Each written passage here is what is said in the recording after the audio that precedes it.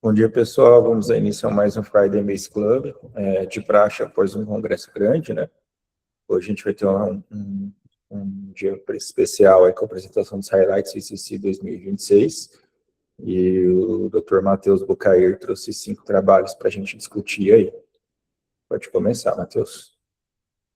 Bom dia a todos, me chamo Matheus Bucair, sou residente de cardiologia do Hospital Amecor e fiquei incumbido de falar sobre os highlights do ACC 2026.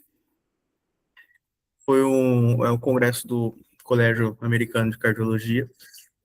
Esse ano foi em Nova Orleans e apresentou vários estudos interessantes, inclusive entre eles esse Smart Decision, Heparin-STEMI, enfim, Protave, ACE-PAVE, alguns estudos bem interessantes, mas a gente vai ter esses 5 aqui que são em negrito, que é o HiPito, Vesalius, Host Exam, Orbita CTO e Champion AF, e discutir um pouco mais a respeito deles.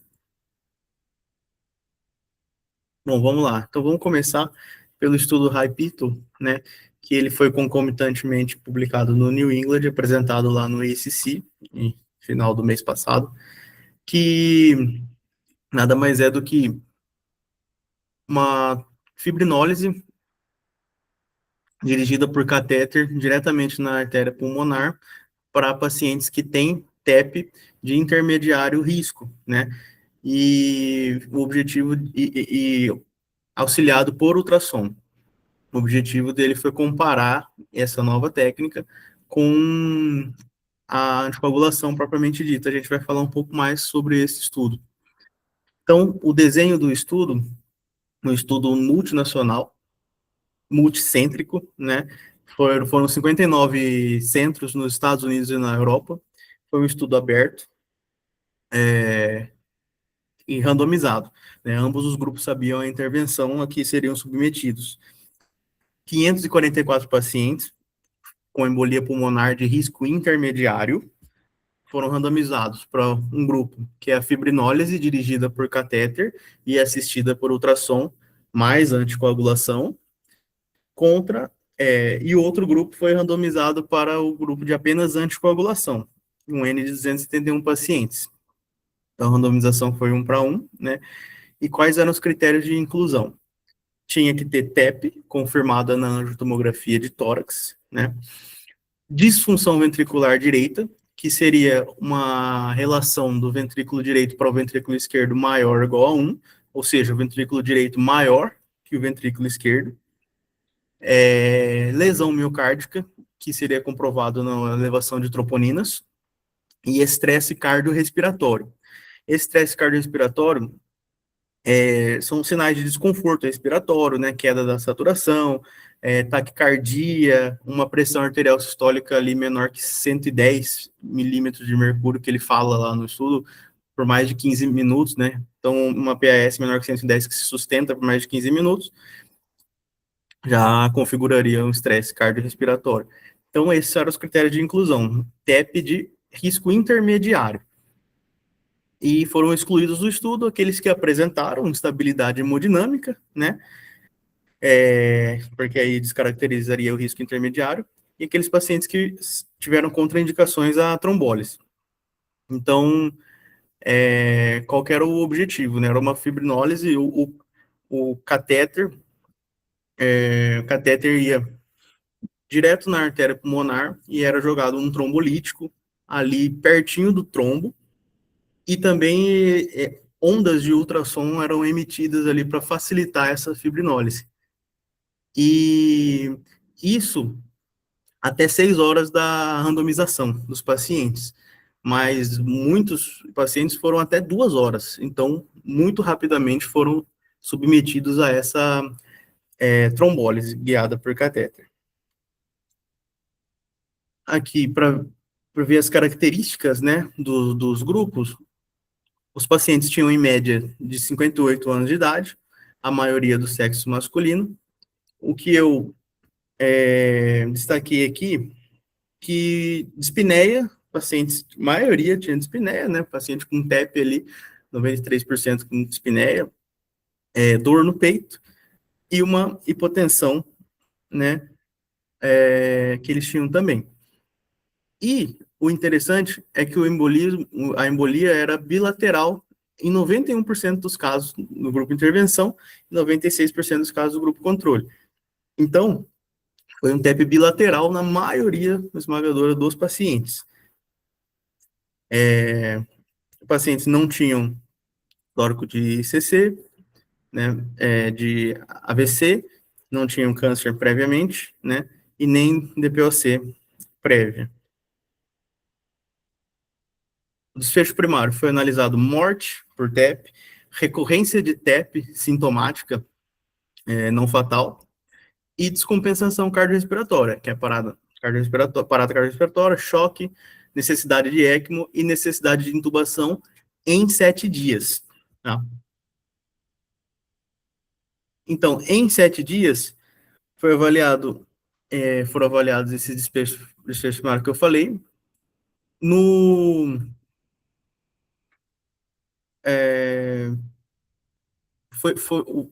desfecho de eficácia foi comprovado que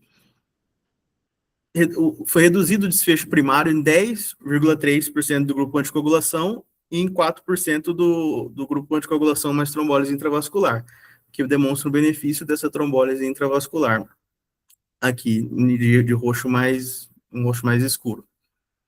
Então, favorável à trombólise mais anticoagulação, foi o estudo deu positivo aqui nesse caso. E desfechos em 30 dias, né? Esse aqui, que são eventos adversos graves, né, foram reduzidos no grupo da trombólise intravascular, em relação a somente anticoagulação. Viu aqui que na mortalidade por todas as causas não reduziu, sintomas, né, recorrência de sintomas de TEP, não reduziu, só que em 30 dias o que reduziu mesmo foram esses desfechos graves, né, que foi positivo para o estudo, que o estudo quis demonstrar. Então, a conclusão do estudo HiPetal é que em pacientes com TEP de risco intermediário, a terapia com fibrinólise por catéter mais anticoagulação reduziu o desfecho composto de mortalidade relacionada à embolia pulmonar, descompensação ou colapso cardiopulmonar, ou recorrência sintomática de TEP em 7 dias, em comparação com a anticoagulação isolada. Não foram observadas diferenças significativas na incidência de hemorragias graves entre os dois grupos de tratamento e não ocorreu hemorragia intracraniana em nenhum dos grupos, que é importante falar, né? Não teve AVCH em nenhum paciente do estudo. E, só para finalizar, passar a palavra para o professor, a discussão é, será que esse estudo vai mudar a nossa prática clínica? Será que é aplicável, né? Lembrando que é um catéter, que é bem caro, um procedimento que é caro, né? E a maioria dos TEPs aqui do estudo eram bilaterais. Então, se for bilaterais, você 2 catéteres. Então, assim, cada catéter, o senhor Janine pode falar melhor, em torno de 30 mil, então, sei lá, 60 mil cada procedimento. Então, é bem caro. Parabéns pela apresentação, Matheus. Eu acho que é um trabalho que foi aguardado aí, e assim, não, graças a Deus, vou discutir sozinho, a gente tem 2 feras para me ajudar a discutir, mas só para recapitular um pouco do HiPetal, acho que há uns 10 anos atrás a gente teve o trabalho original do HiPetal, e aí ele avaliou o mesmo perfil de população, TEP intermediário risco, que tinha um VD maior que o VE, mas naquele estágio D, né, a Marina vai entrar e vai explicar melhor, que seria aquele paciente em choque normotensivo, ou com essa hipotensão transitória, como você falou. Eu acho que na época foi feito com streptokinase, se não me engano. Mas o que ele tinha mostrado na época? Que realmente reduziu o desfecho composto, mas as custas de aumento de sangramento, principalmente sangramento cerebral também. E aí ficou com NNT e NNH muito próximos ali, o que acabou, assim, meio que sepultando essa prática na rotina, né? Já há algum tempo, aqui na MECOR, o Sidney e o Daniel tem um pouco dessa conduta mais intervencionista quando pegam pacientes com hipertensão pulmonar muito grave ou já algum sinal de disfunção de VD, mas que não estão propriamente naquele choque cardiogênico, de fazer essa trombólise dirigida. E a gente vem vendo bons resultados, principalmente em redução dessa HP, né? A gente pega pacientes lá com PSAP de 70, 80, que após essa trombose dirigida aí tem uma queda abrupta para 30, que com certeza reduz aí, né, os sintomas e desfechos menores a longo prazo, né? Mas até então a gente não tinha uma prática, algum paper, né, abordando essa prática, né? Pelo que eu soube, é algo caro, aí nessa faixa de 20 a 30 mil, e assim, a gente vai ficar super animado com o trabalho, porque é algo que a gente já vinha fazendo aí, esperando uma representação maior, mas é até engraçado, Marina, depois queria a opinião sua. Eu estava lendo um Substack do Andrew Foy, do Sensible Medicine, e aí ele foi bem crítico ao seu trabalho. Acho que foi a única pessoa que eu vi ser totalmente crítica ao trabalho, do ponto de, olha, realmente teve redução de desfecho, mas as custas de desfecho composto, onde basicamente essa redução de desfecho composto foi desses desfechos secundários, de redução de evolução para EC, de ECMO, de Impella, mas num trabalho aberto, onde o médico sabia que teve intervenção, então talvez ele não quisesse escalonar a terapia em quem ele interviu e talvez quisesse escalonar em quem ele não interviu por conta desse viés de não cegamento, né? E aí quando você olha os critérios aí de mortalidade, teve até numericamente mais mortalidade no grupo de intervenção, mas sem significância estatística, né? Mas, bom, a gente está com a ilustre presença da Marina aí, que é uma pneumo super competente, formada na HC, especialista em hipertensão pulmonar. Vou passar a palavra para ela. E acho que o Guilherme está online também. O Guilherme é o hemodinamicista, que está entrando agora na nossa equipe aqui da Mecor. Sejam bem-vindos, gente. Obrigada, Giz. Obrigada pelo convite. Eu fiquei super feliz em participar aqui com vocês desse projeto que vocês fazem de discussão de artigo, e parabéns pelo projeto, porque é super legal, assim, ter discussões que enriquecem a prática. Como Giz falou, eu sou médica pneumologista, alguns de vocês eu conheço do Júlio, outros ainda não, é um prazer conhecê-los. Quando a gente trouxe esse artigo para o grupo de circulação pulmonar do HC, ele também dividiu opiniões. Assim, a maior parte foi muito favorável, ele foi um artigo muito bem aceito pela maior parte do grupo, justamente no sentido de, finalmente temos algo a pensar em fazer no grupo de risco intermediário alto.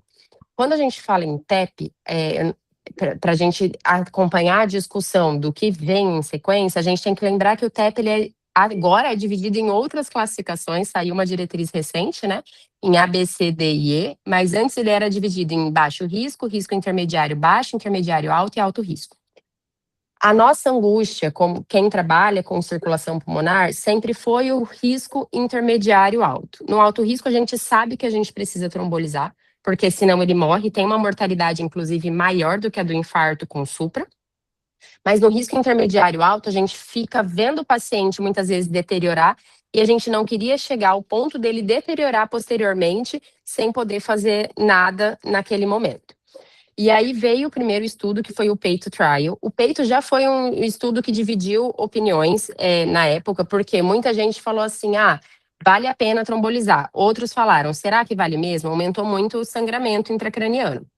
Uma crítica ao PEITO Trial lá atrás, que esse aumento de sangramento intracraniano, ele foi acompanhado de um aumento da idade. Quando a gente olhava os subgrupos para a estratificação e entendia os subgrupos de sangramento, a gente via que o sangramento intracraniano, ele predominou no grupo acima de 70 anos. E é este grupo que justamente é escasso no high peito. Então, a gente tem 10% só dos pacientes, quando a gente olha a análise de subgrupos, a gente tem 10% só dos pacientes que têm mais de 70 anos no high peito. Então, acaba que a gente vê uma menor chance de sangramento, sim, mas será que é porque a amostra que tem maior risco de sangrar também estava escassa nesse grupo? Então, esse é um ponto que merece a discussão. Mas, de uma maneira geral, é um trabalho que é lindíssimo do ponto de vista fisiológico, do ponto de vista de desenho do estudo. A grande questão é que ele era um estudo aberto e isso acaba prejudicando com todas as análises e ressalvas que o Giz comentou. De a gente ter um grupo que foi... a gente tem uma maior assistência nesse grupo, né, um risco maior de assistência nesse grupo que no outro. Lá no HC, a gente já vinha, em alguns casos, trombolizando pacientes de risco intermediário alto com uma dose de alteplase. A gente trocou que no peito trial era tenecteplase, que era em bolos, então isso acaba dificultando, aumentando ainda mais a chance de sangramento, e a gente tinha um N de trombolizar esses pacientes com risco intermediário se fossem jovens, porque nesses pacientes eles tendem a se desenvolverem hipertensão pulmonar, tendem a ter uma vida com hipertensão pulmonar pior do que aqueles idosos, porque tem mais tempo de vida com diminuição do risco, e se pacientes com baixo risco de sangramento. Quando veio o Hypeito, o grupo todo se mobilizou nesse sentido. Agora a gente consegue ter algo mais fidedigno para usar, talvez não a abordagem ultrassônica, ainda na realidade de um hospital do SUS, porque a gente não tem ultrassom para quebrar, mas uma abordagem de fibrinólise in loco, que foi o que o Giannini comentou. Ali de usar uma dose mais baixa do fibrinolítico e dissolver aquele trombo em pacientes que tenham elevada carga trombótica e que o ventrículo direito já está sofrendo. Então, algumas coisas para a gente pensar e trazer para a discussão do Hypeito é a ausência de sangramento na amostra não diz que não vai sangrar. Então, a gente tem que selecionar, se a gente for aplicar na prática clínica esse artigo, falando de Cuiabá, falando de um serviço em que a gente não tem esse ultrassom, mas que a gente quer uma abordagem hemodinâmica, como eu sei que o Daniel já faz na MECOR, acho que o Peter ele fazia também no Santa Rosa. Quando a gente tem esse grupo de um risco intermediário alto, para pensar em uma trombólise local, a gente precisa selecionar bem o paciente e entender para que lado esse paciente está indo, para pesar o risco-benefício, porque é um paciente que o ventrículo direito ele está sofrendo e ele vai ter repercussões a curto prazo. Então, esse é o perfil de paciente que a gente vai trombolizar. A única questão que precisamos entender é não banalizar a trombólise e não extrapolar demais esses dados para a nossa prática, utilizando para todo paciente de risco intermediário, usar o uso de fibrinolítico, o que às vezes já tem se trazido essa discussão. Porque quando a gente tem um estudo novo, a gente tem sempre aqueles que são mais adeptos e vamos implementar isso na nossa prática, mas acaba não selecionando tão bem o paciente. E aí a gente fazendo em um N maior, a gente, claro, vai ter mais efeitos adversos. Perfeito, Marina. Obrigado pela colaboração. Guilherme, você teve alguma experiência com esse tipo de catéter? Usou penumbra? Chegou a acompanhar algum caso lá na Unifesp? Poderia compartilhar com a gente?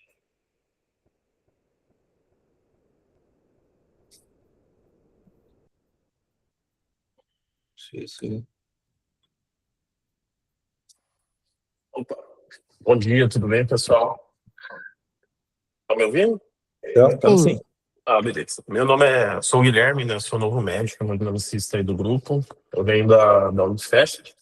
Então, lá na Unifesp, a gente acaba tendo a parte da pneumo intervencionista, né? Então, esses casos acabam ficando para eles. Mas na vivência que eu tive lá, normalmente eles não faziam essa fibrinólise in loco, né? Eles não faziam, eles faziam mais a aspiração, que é uma coisa mais, uma prática que a gente acaba fazendo mais. Faz pelo penumbra mesmo, a gente acaba fazendo mais esse tipo de abordagem. Eu acho que isso é uma coisa muito nova, né, e acaba sendo algo que o SUS, igual a Marina falou, né, acaba não tendo essa disponibilidade ainda. Legal. Professor Zarur, Halsted, mais algum preceito que quer tecer algum Só para comentário? não atrapalhar o andamento, né, Janine? Só um comentário rápido. Para quem tem contato com o TEP, sabe que a gravidade do paciente intermediário é maior do que se espera, né? Então, de fato, precisa de algum tipo de intervenção diferente da tradicional, né, que seria de coagulação pura. Achar qual a dose ou se vai ser uma trombólise intra-artéria pulmonar, acho que é outro papo, né? Outra conversa, né? Eu acho que é isso que eles estão querendo. Mas, de fato, não pode ser encarado como um paciente com TEP leve, né? Que seria o paciente tradicional. Só que qual que seria a melhor abordagem, eu não sei. A vantagem do intra-arterial, do intra-artéria pulmonar, seria porque a punção é venosa, no fim das contas, né? Então, talvez diminuiria a chance de sangramento por conta disso. Mas, de fato, a gente fica na dúvida, né, do que fazer. Legal. Mais alguém, gente, quer tecer algum comentário? Halsted? Janine, eu só fui atrás do protocolo para ver o que eles fizeram, né? Então, em relação ao que foi dito antes, realmente o peito 1, ele testou tenecteplase na dose de 30 a 50 miligramas, e o high peito era difícil fazer um estudo cegado, porque o grupo intervenção, ele utilizava alteplase em baixa dose, e a dose era 4 miligramas em bolos, mais 14 miligramas infundido em 7 horas de intervenção. E nesse tratamento tinha que ter associação ou com heparina não fracionada, aí o protocolo foi 1 miligrama por quilo, ou heparina de baixo peso molecular, 1 miligrama por quilo, ou não fracionada, que a dose era de 300 a 600 unidades por hora. Então, era meio difícil você cegar o outro grupo, porque um cara ficava com catéter 6 a 7 horas lá, sendo infundido. Mas, realmente, a questão não é só fibrinólise, é um catéter que tem dupla ação, né? Fibrinólise, além de emitir ondas de ultrassom para quebrar parte disso, tá? Mas, assim, protocolo interessante, mas vai ser difícil extrapolar globalmente para a prática clínica. Certo. Mais alguém quer complementar alguma coisa? Podemos passar para o Viceiro, gente. Obrigado, gente. Matheus, pode passar para o próximo artigo. Tá, o próximo artigo é o Vessalhos, ou Vesselhos, né, como queiram. Foi publicado no JAMA, final do mês passado, e foi apresentado lá no ACC. Ele procurou saber se o evolucumab, é o inibidor de PCSK9, né, reduz o primeiro evento cardiovascular maior em pacientes pacientes de alto risco sem aterosclerose significativa, em comparação à terapia otimizada com estatina apenas. Então, o desenho do estudo foi um estudo randomizado, duplo cego, controlado por placebo, multicêntrico e multinacional. Foram 774 centros de 33 países. E foram 3.655 pacientes diabéticos sem evidência de aterosclerose significativa prévia. Então, eram pacientes diabéticos de alto risco, né, sem evidências de aterosclerose já prévia. E foram randomizados esses pacientes para o grupo da terapia otimizada com estatina, podendo associar ezetimiba ou não, mais o evolucumab, e o outro grupo era apenas da terapia otimizada com estatina, podia também ter ou não ezetimiba. Então, os critérios de inclusão foram pacientes que eram diabéticos de alto risco, o LDL maior ou igual a 90, sem história de revascularização prévia, sem obstrução na luz arterial maior ou igual a 50%, e score de cálcio coronariano menor que 100. Então, assim, foi esse o desenho do estudo. Em relação à comparação do trabalho, dos grupos, foram mais pacientes, uma idade mediana de 65 anos, tá?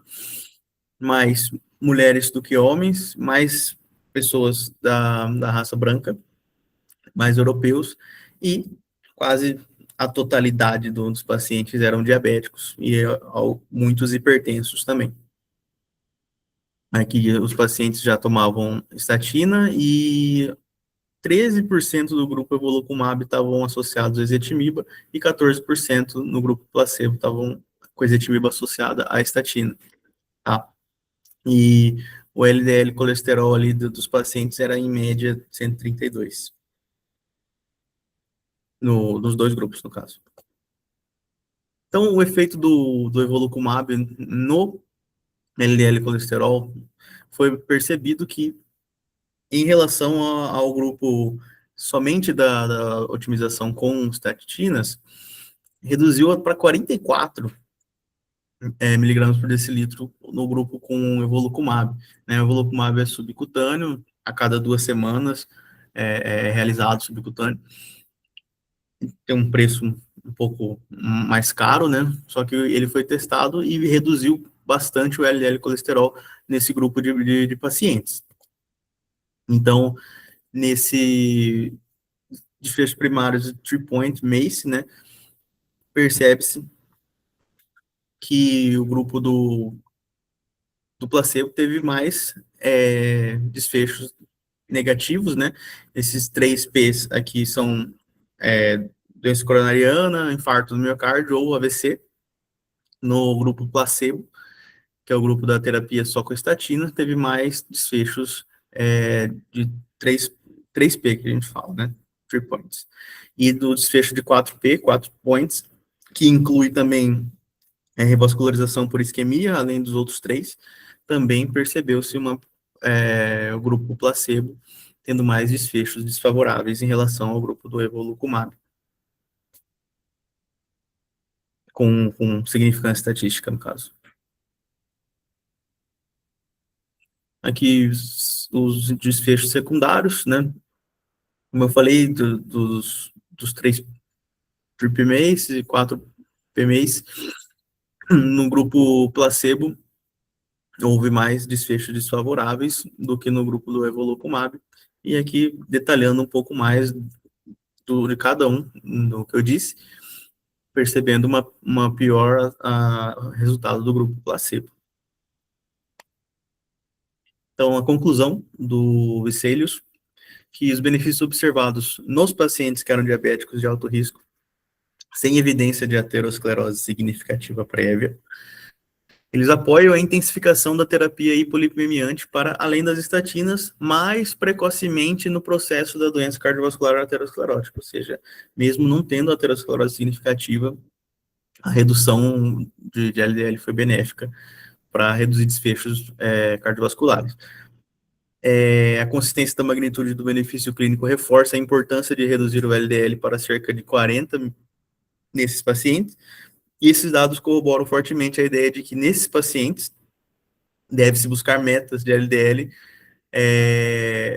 que normalmente são reservadas para prevenção secundária de pacientes de muito alto risco, né, que é abaixo de 50 ali. Agora tem um risco extremo, né, que é abaixo de 40.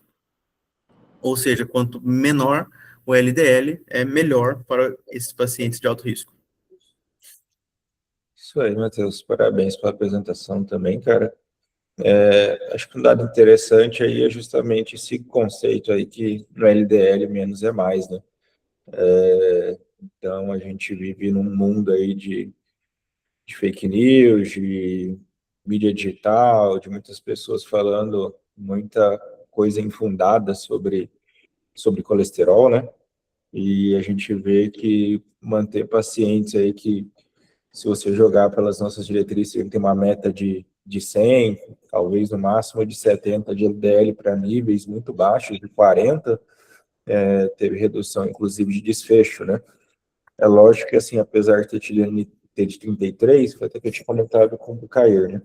Uma medicação aí que vai custar uma dose considerável, né? Então, assim, para você aplicar isso em larga escala no Sistema Único de Saúde, mesmo no serviço particular, são poucos os pacientes que têm a condição de bancar, né? Mas, com o tempo, a tendência é essas drogas baratearem, mas eu acho que o grande foco aí é a gente pesar a mão nessa questão de prevenção, né? De ser mais agressivo no tratamento. Muitas vezes o paciente vem no consultório com LDL de 105 e a meta é 100, não, vou manter a Simba de 40, ou vou manter a Rosuva de 5, e talvez aí que a gente tem que começar a mudar o nosso racional de querer intensificar, de querer jogar esse LDL mais para baixo.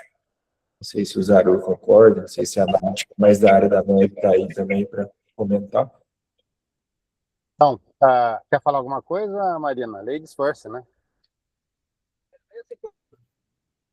Eu não tenho nem falar. Não sei se a Marina sou eu, porque eu não tenho nem o que discutir nesse caso. Só estou aprendendo. Vou apagar o combustível aqui rapidão.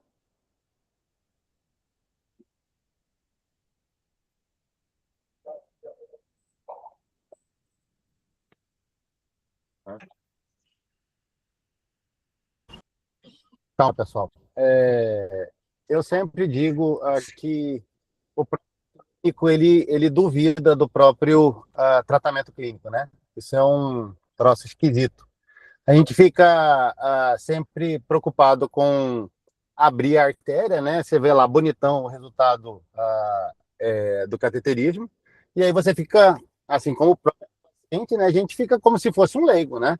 Ignora os trabalhos todos, que todos são na direção de mostrar que o tratamento clínico é eficiente, principalmente para síndrome coronariana crônica.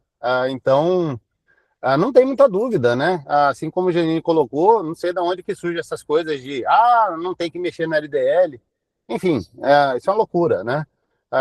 Isso vem desde Framingham, lá atrás, que mostrou que o LDL é totalmente correlacionado com eventos, né? Então, o que eu diria esse trabalho aqui? É outra chamada para falar que o tratamento clínico, sim, é eficiente. E segundo, mais eficiente do que a angioplastia, tá? Isso é importante, tá? Quando a gente pensa em síndrome coronariana crônica, principalmente, a higiene estável, para desfecho, a angioplastia é pior do que o tratamento clínico bem otimizado, tá? Isso é importante.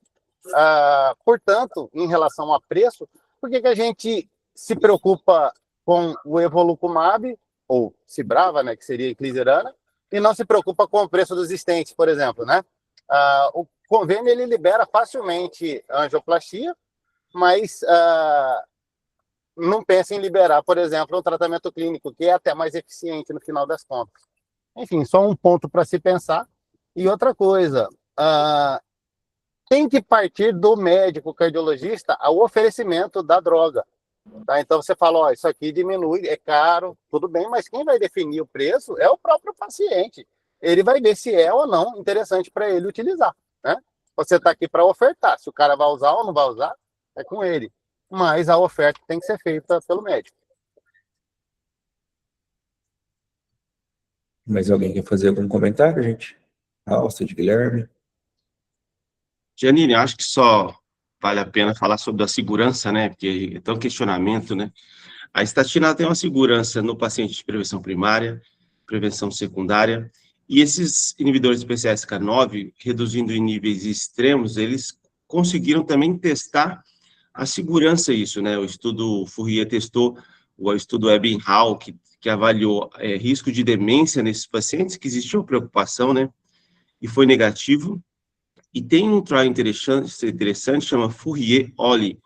Eles pegaram os pacientes que utilizaram a medicação e tinham LDL de até 20 e acompanharam em 5 anos e mostraram redução, desfecho, sem alteração. Então, assim, para a gente até falar com quem protocola contra, nós temos muita segurança, inclusive com níveis extremos, porque já é explicado que o LDL reduz no sangue. A célula ela sempre vai produzir a quantidade necessária para ela funcionar. O que eu acho que as próximas diretrizes podem mudar é parar de dividir risco alto e muito alto, colocar um valor só, abaixo de 50, porque menos é mais. Pode passar para o próximo, Matheus. Próximo, então, é o Host Exam, 10 anos, né, um acompanhamento de 10 anos do estudo Host Exam, que analisou a eficácia do clopidogrel frente à aspirina para monoterapia pós-DAPT, né, em pacientes pós-angioplastia. Então, foi um estudo prospectivo, randomizado, aberto e multicêntrico, realizado na Coreia do Sul, somente. Foram 5.438 pacientes angioplastados, que depois de um ano de dupla antiagregação plaquetária, seguiram com a manutenção ou de clopidogrel, 75 mg ao dia, ou de AS, 100 mg ao dia. Os critérios de inclusão foram os pacientes que realizaram angioplastia com stents farmacológicos e sem eventos clínicos entre 6 e 18 meses após o procedimento. E foi feito segmento ativo por 10 anos desses pacientes. Então, foi avaliado o desfecho primário, composto por morte por todas as causas, infarto não fatal, AVC e readmissão por síndrome coronariana aguda e sangramento grave, que os eventos no grupo da aspirina foram maiores do que no grupo do clopidogrel, com significância estatística. E os desfechos trombóticos secundários compostos, né, morte cardíaca, EM não fatal, AVC isquêmico, readmissão devido à síndrome coronariana aguda, ou trombose de stent definitiva ou provável, ao longo de 10 anos de randomização, também mostrou um pior desfecho no grupo aspirina em relação ao grupo clopidogrel, com significância estatística. Então, os desfechos durante os 10 anos, né, desfecho primário, a gente vê que na aspirina teve 28% e no grupo clopidogrel 25%, então mais desfechos negativos para aspirina, mais desfechos trombóticos, né, para aspirina também, 20% contra 17% do clopidogrel. Grupo aspirina teve mais AVC, seja ele isquêmico ou hemorrágico, né, e teve mais readmissão devido à síndrome coronariana aguda, 11% no grupo aspirina, 8,7% no grupo clopidogrel, além de um sangramento maior no grupo aspirina, com 7,7%, contra 5,6% no grupo clopidogrel. Então, o grupo clopidogrel demonstrou uma ampla vantagem sobre a aspirina nesses quesitos. E em relação só à análise de subgrupos,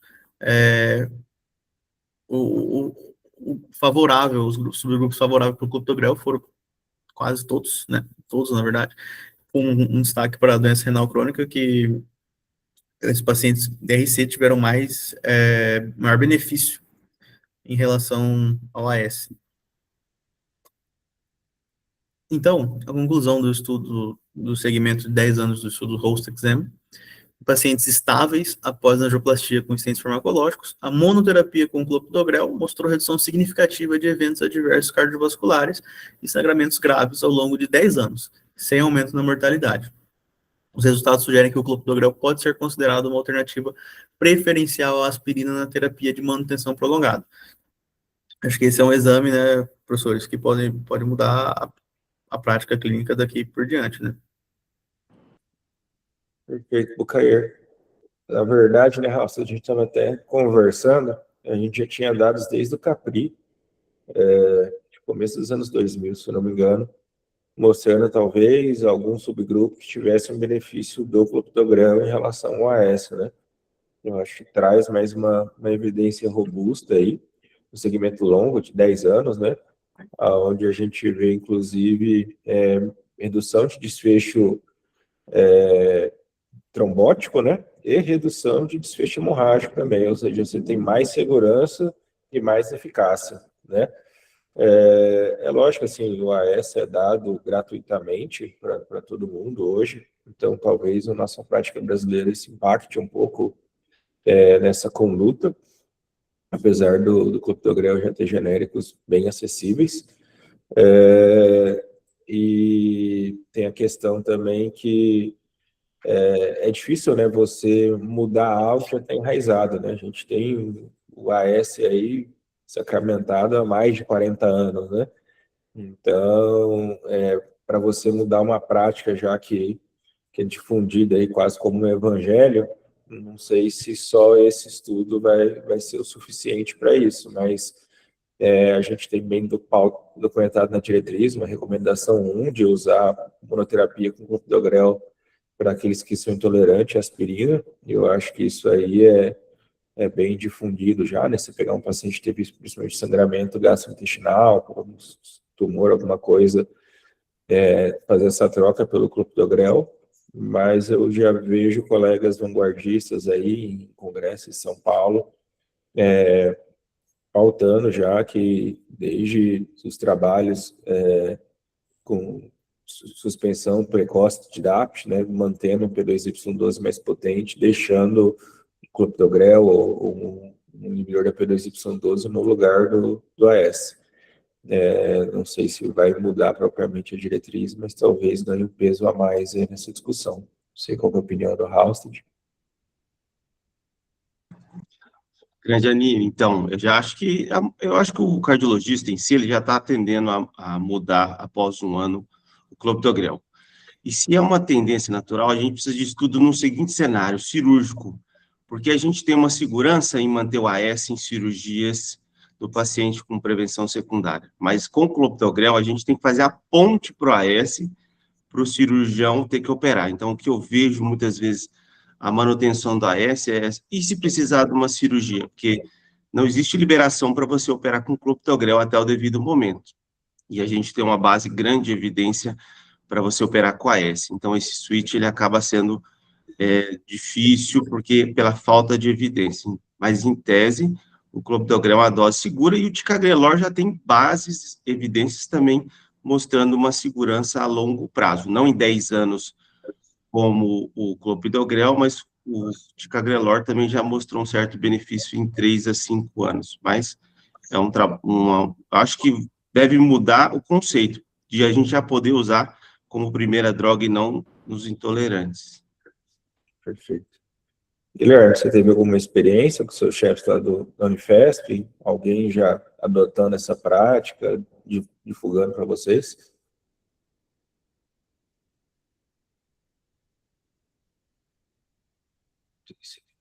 Online.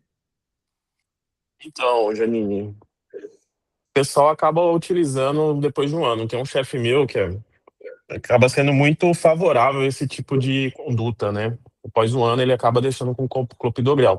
Ele falou que nunca teve nada de complicação. Tipo assim, não teve trombose intrastente, não teve nada a longo prazo com os pacientes dele, mas acaba não sendo uma coisa fidedigna, né? Mas sim, alguns professores, alguns chefes já fazem essa conduta lá, sim.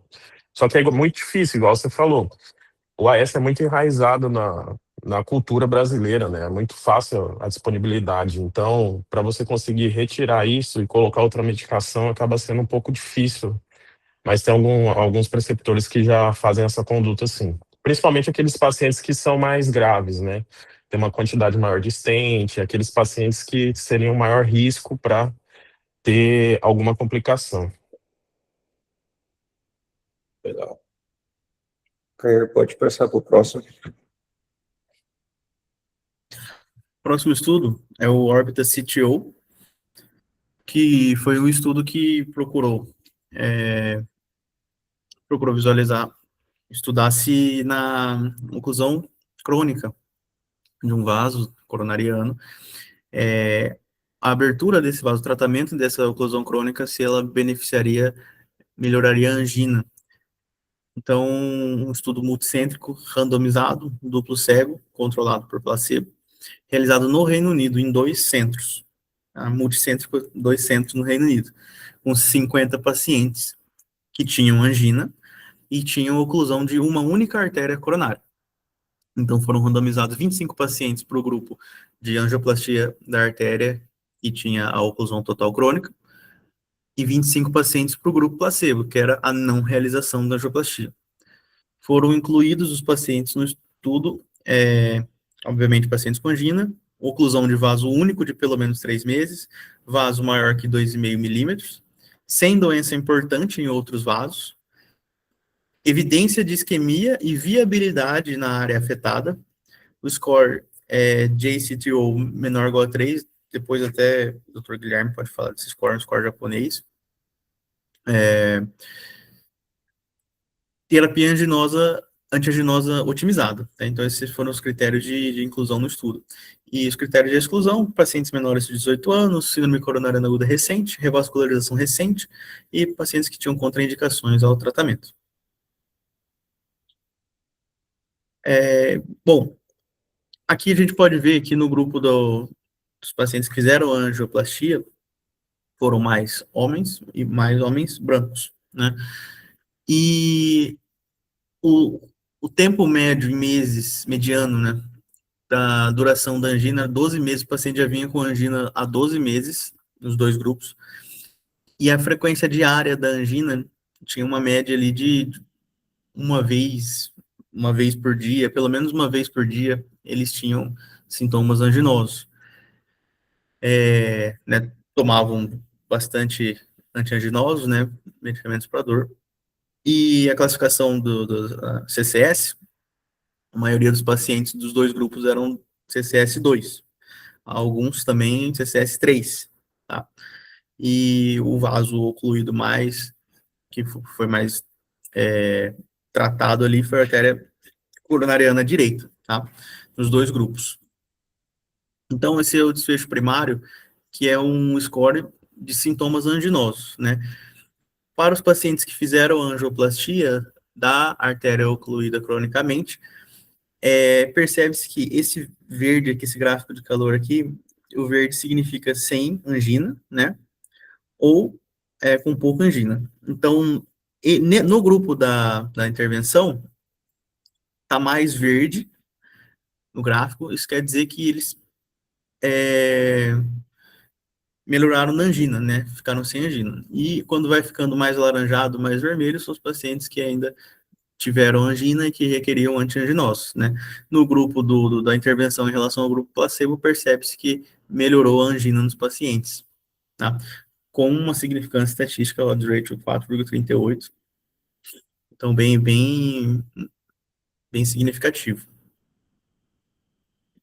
Um detalhe, os pacientes, eles tinham um aplicativo de smartphone que eles relatavam todo dia, toda hora que eles tinham angina, eles relatavam, e assim que foi contabilizado esses sintomas anginosos. Só voltando um pouquinho, eu não falei, foi um estudo interessante que, na randomização dos pacientes, os pacientes foram submetidos ali, tanto o grupo placebo quanto o grupo intervenção, né, foram submetidos a uma simulação de cateterismo, no caso do grupo placebo, né, uma simulação bem real no caso. Colocaram o catéter, né, fizeram ali adenosina para simular um pouco de dor durante o procedimento, e os pacientes tinham headphones. Então, assim, foi muito interessante essa maneira que eles fizeram, esse cegamento, né, para simular mesmo realisticamente, principalmente nos pacientes placebo. E até a média do procedimento, eles deixavam um tempo parecido ali. Voltando, a frequência da angina, então, melhorou aqui no grupo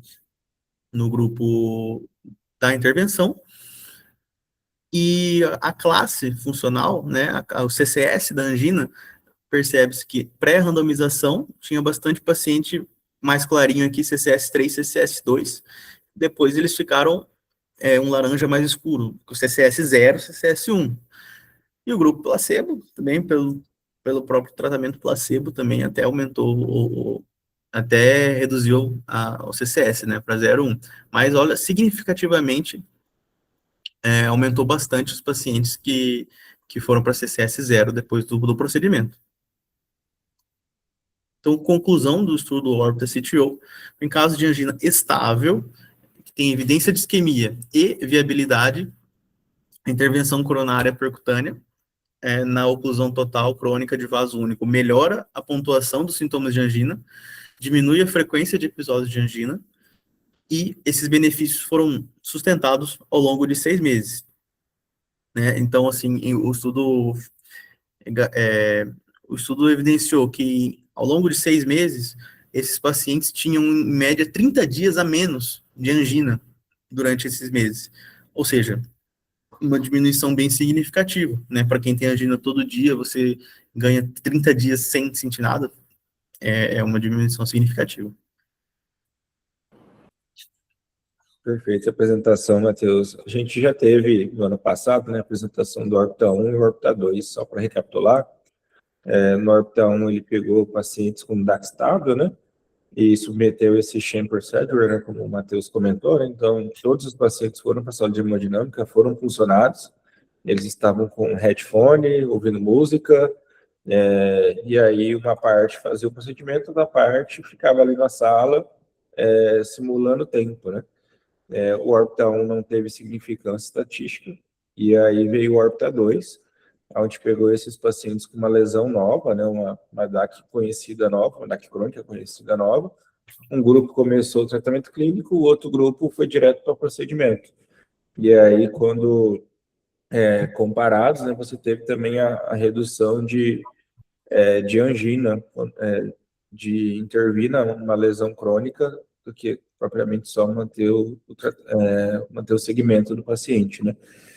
E aí o Orbita CTO é robusto nesse sentido, né? Então a gente eventualmente vai pegar pacientes que têm um infarto evoluído, que desenvolve algum grau de colateral, que para o sintoma basal dele ali, ele consegue viver bem, mas quando precisa de um esforço maior, acaba tendo dor. Então, assim, o principal fator que vai fazer vocês procurarem revascularizar uma lesão crônica é a dor, né? E aí vocês vão precisar também de alguma evidência que existe uma viabilidade, uma isquemia naquela região. Vou pedir para o Guilherme explicar um pouco da gente desse JCTO, que é esse score desenvolvido pelos japoneses, que avalia a dificuldade técnica, né, de revascularizar uma lesão crônica. Deixa eu abrir aqui, não sei se vai pausar a sua apresentação, Matheus.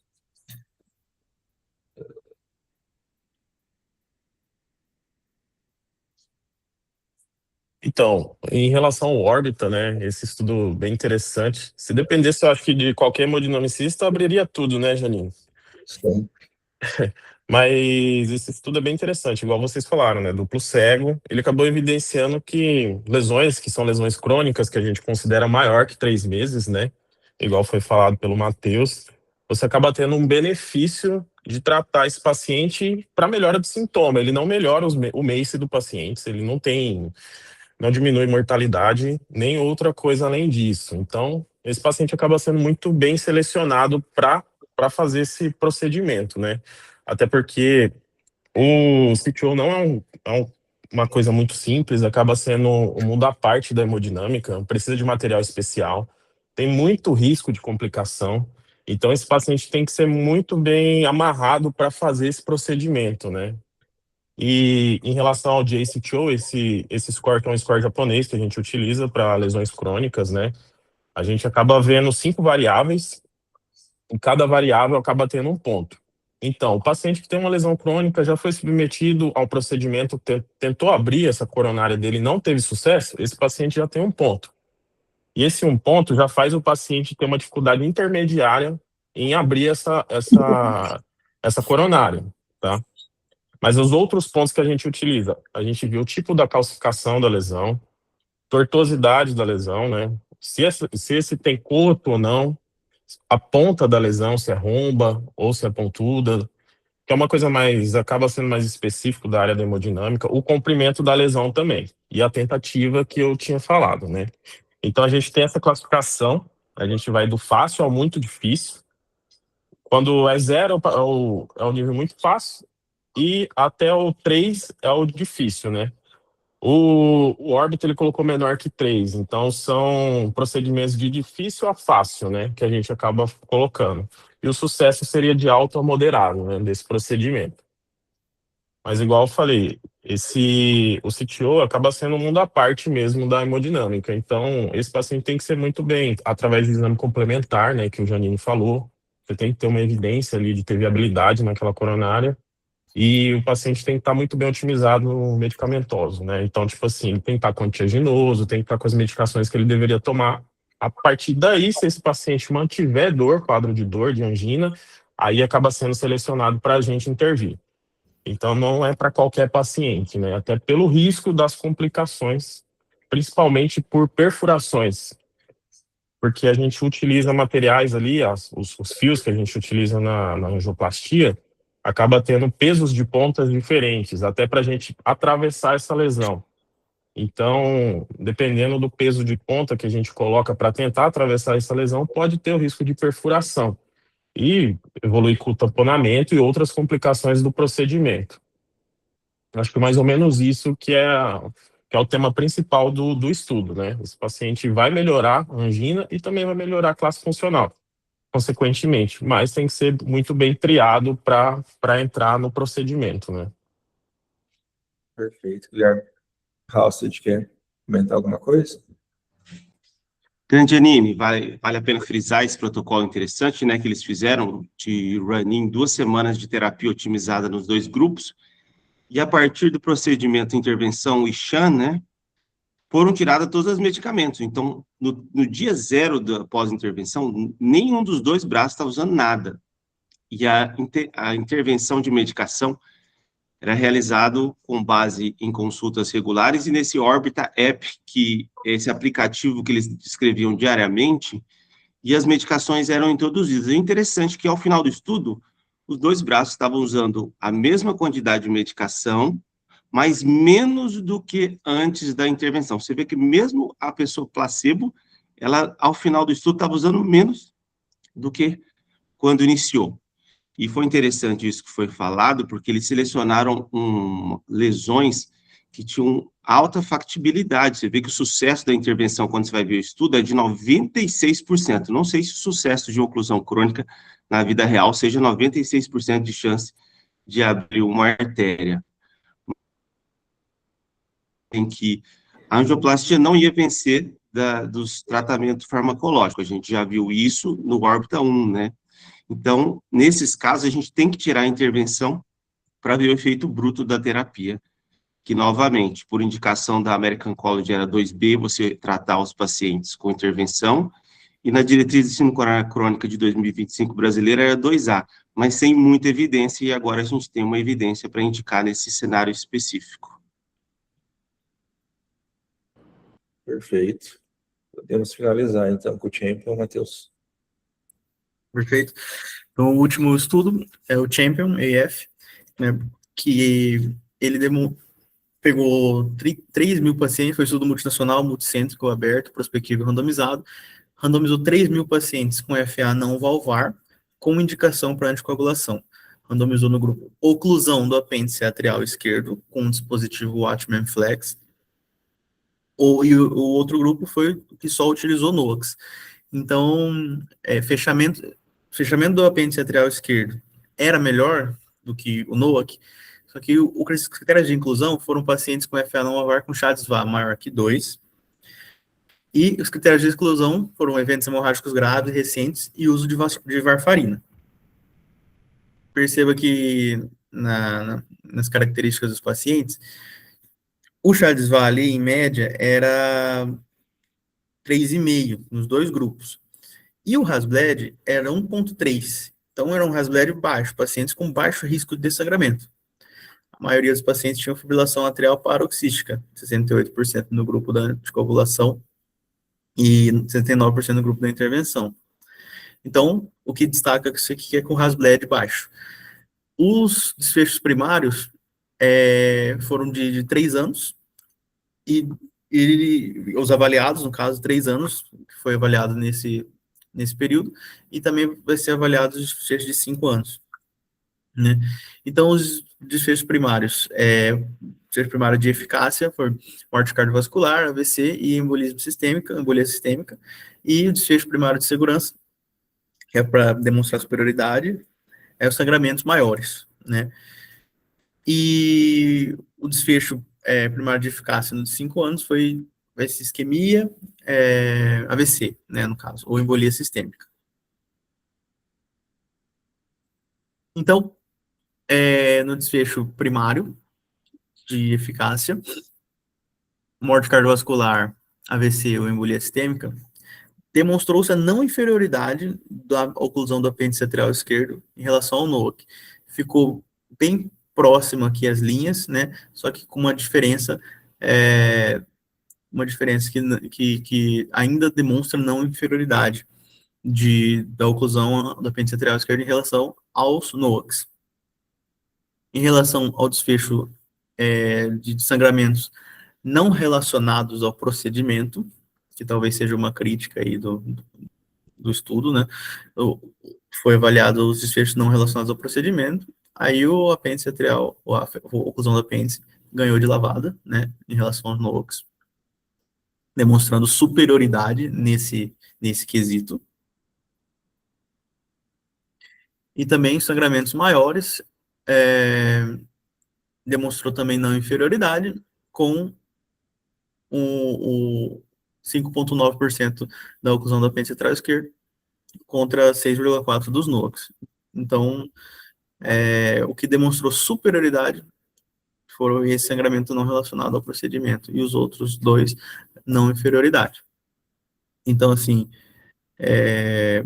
conclusão do Champion-AF, pacientes com FA não valvar considerados aptos para anticoagulação, o fechamento do apêndice atrial esquerdo utilizando o dispositivo Watchman Flex em 3 anos, né, foi que ele é não inferior ao NOAC na prevenção de eventos cardiovasculares e superior na redução de sangramentos. Então, ele pode ser considerado como alternativa aos NOACs em pacientes com FA, num processo de decisão compartilhada com o paciente, né? Em relação ao Champion-AF, em relação for pacientes com baixo risco de sangramento, né? Não eram aqueles pacientes, em relação ao estudo anterior, Closure, né, que saiu, acho que 2 semanas antes do ACC, Closure foi com pacientes de alto risco de sangramento, né? A utilização do dispositivo em pacientes com alto risco. Esse não, esse é com baixo risco, né? Então, será que vale a pena em determinados tipos de pacientes colocar o oclusor em relação aos NOACs? Perfeito, Matheus. Cara, o Champion é um trabalho que talvez o Guilherme deveria complementar mais, mas eu acho que a gente vai poder até questionar mais a questão metodológica dele, né, Halstead? É um trabalho que quando você entra lá no desenho dele, você já sabe que ele vai ser um trabalho positivo, né? Na verdade, eles inverteram o racional aí. Ao invés de fazer a pergunta para obter uma resposta, a empresa procurou uma resposta e formulou a melhor pergunta para obter a resposta, entendeu? Então, assim, não tem como você... eu vou testar um cateterismo novo, um stent novo, mas eu vou excluir todo mundo que vai ter hemorragia, periprocedimento, vai ter pseudoaneurisma, vai ter fístula, vai ter sangramento retroperitoneal. Então, assim, existem complicações que são inerentes ao procedimento e eles têm que ser contabilizados como algo negativo também, né, nessa avaliação. Quando você exclui esses eventos, é lógico que você vai favorecer o grupo de intervenção. Um outro ponto questionável, como o Matheus falou, tudo bem que geralmente quando a gente usa um trabalho de não inferioridade, a gente usa essa margem de 1,3, né, que seria de até 30%, né, mas essa redução de 30% aí do risco relativo, quando você avalia na questão do risco absoluto, eles desenharam uma redução de risco absoluto de 5% em cima de uma doença que está tendo uma taxa de evento de 4% ao ano. Então, de certa forma, você abre uma margem muito grande para o benefício visto no trabalho ser atribuído ao acaso e não à intervenção. Um outro ponto, você vai fazer um trabalho de não inferioridade quando você está querendo propor uma terapêutica que talvez é mais barata, então, assim, se ela é mais barata, não tem por que você provar que ela é superior em cima de uma mais cara. Ou é que ela é menos intervencionista, então, tipo assim, poxa, existe uma medicação que bomba ao invés de fazer um cateterismo dirigido com risco de perfuração. Então, essa medicação ela tem que ser melhor que o catéter, que é invasivo e tem as complicações do procedimento? Não, basta ser no inferior.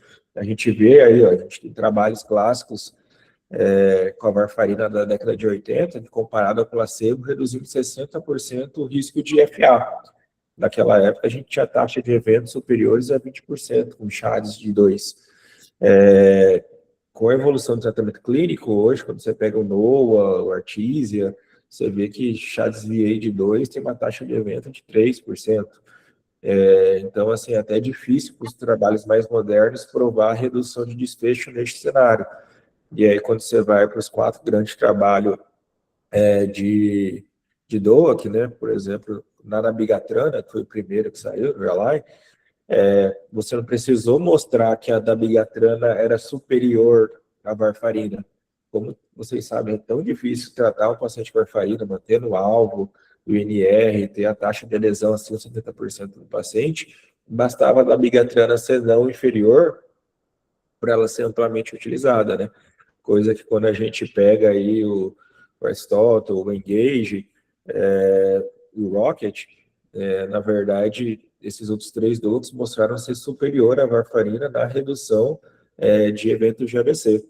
E aí, nos primeiros trabalhos conclusor de apêndice atrial, na verdade, o que a gente viu era naqueles pacientes com muito alto risco isquêmico, muito alto risco de sangramento, o oclusor seria plausível neste cenário, né, para evitar essa redução de desfecho, mas um ponto aí que é interessante na literatura, né, Halstead, é que até então a gente não sabe o que vai fazer nos primeiros 3 meses com o Watchman.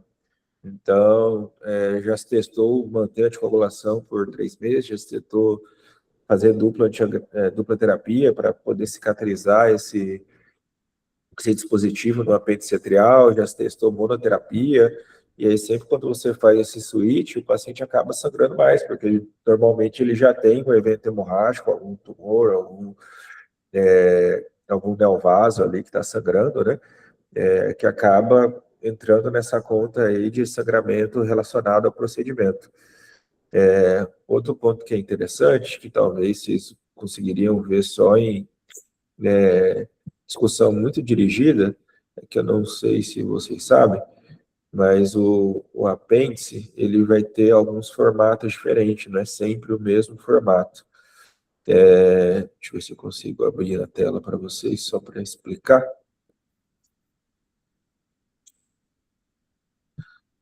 Mas a gente trabalha com esses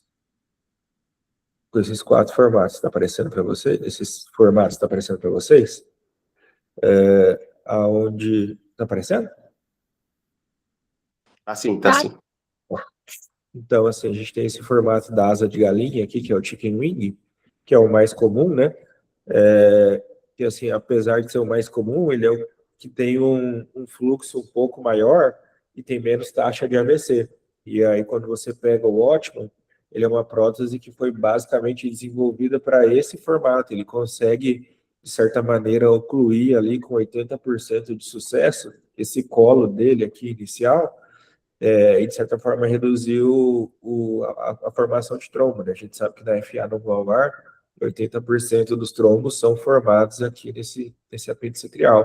Só que quando você vem nesse formato de cauliflor aqui, por exemplo, ele já tem um colo muito mais largo e várias entradas aqui. E aí, como o dispositivo é um dispositivo, ele não se adapta, né? Ele é um dispositivo já preparado. Muitas vezes vai ficar um leak residual aqui, que é o que vai estar promovendo AVCs e eventos subsequentes, né? Então, é algo a ser considerado também. É diferente quando você pega o trabalho lá do fechamento de apêndice atrial pós-cirurgia, né? Então, você já tem um evento cirúrgico, você aproveita e já passa um fio lá, fecha o apêndice. E esse sim mostrou redução, né? Porque acaba sendo, de certa forma, mais definitivo, né, Halstead? Não sei se você consegue complementar para a gente. Fala, pessoal, boa. Assim, o Janine falou tudo, só tomar cuidado, pessoal, esse CI, ele foi um congresso interessante, que os trabalhos foram muito bons, porém o número de trabalhos de não inferioridade foi predominante, isso não é o racional de um congresso. O congresso tem que testar, geralmente, na maioria dos trabalhos, superioridade. Esse trabalho aqui em específico, com a margem de risco de alteração do risco absoluto de 4,8%, numa taxa estimada de 12, e eles conseguiram uma taxa de 5, quer dizer que se o outro grupo, ou seja, de intervenção, se tivesse dado 1% para um e 5% para outro, ou seja, estava dentro dessa margem de 4,8%, ele ainda teria demonstrado não inferioridade. Então, a não inferioridade, quando você pega um trabalho, joga uma taxa alta e acaba atingindo uma taxa baixa de evento, ele favorece muito o braço que você quer provar. Nesse trabalho, vale a pena dizer, em relação à terapia plaquetária, que eles permitiram 2 tipos de terapia no grupo do Watchman. Anticoagulação, que foi o predominante, eu acho que 80 e poucos %, e dupla antiagregação nos primeiros 90 dias lá, e depois todo mundo ficava com a S. Só que esse período de sangramento inicial não foi avaliado, então já favoreceu realmente o grupo intervenção. Não acho que esse é o trabalho legal para esse dispositivo, porque a gente não usa ele para o paciente de baixo risco de sangramento. A diretriz fala nos pacientes com contraindicação à anticoagulação ou alto risco, ele seria intervenção. Então, um trabalho com muito viés. Em relação aos apêndices, a gente hoje divide chicken wing, que é esse asa de galinha, e não chicken wing, porque o chicken wing é o que menos tem evento, menos tem evento embólico e é o mais fácil de fechar em si. Mas, assim, um trabalho com muito viés, assim, mas foi o que falou, a empresa queria provar que era não inferior, mas não inferioridade tem que ser exceção nos trabalhos na prática clínica e não a rotina que nem o ACC, aí ele acabou mostrando.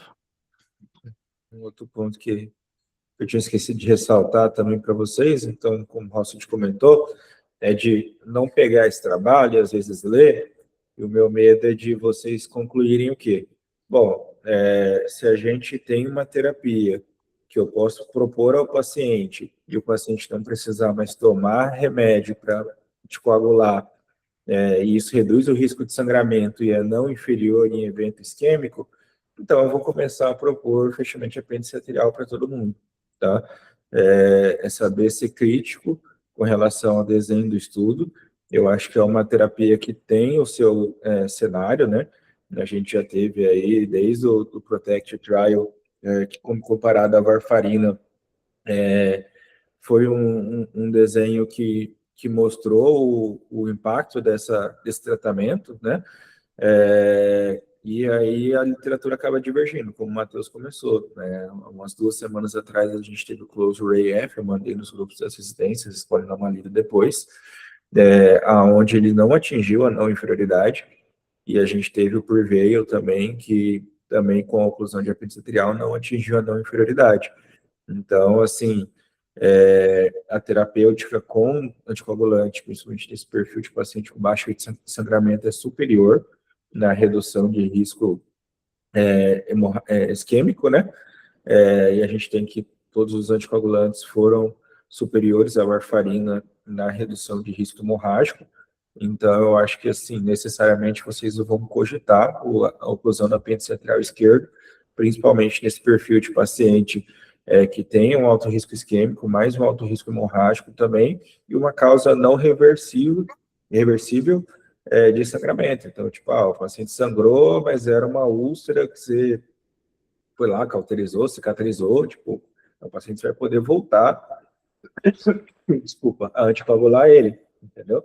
Agora, não, o paciente que tem uma malformação arteriovenosa no duodeno médio, que é inacessível por qualquer terapêutico, ou é um câncer já avançado, metastático, que não vai ser operável. Então, bom, realmente, um paciente que se tem um alto risco isquêmico por um Chatzway elevado, de 4 ou mais, aí vocês vão consultar a oclusão de apêndice atrial esquerdo. Alguma dúvida, gente? Alguma consideração?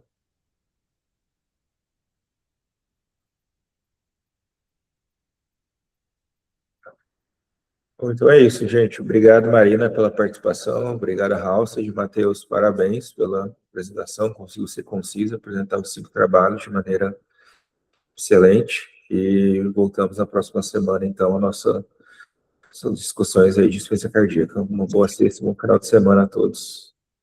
Obrigado, professor. Obrigada, Giz. Estou à Valeu, disposição. professor. Até mais, gente.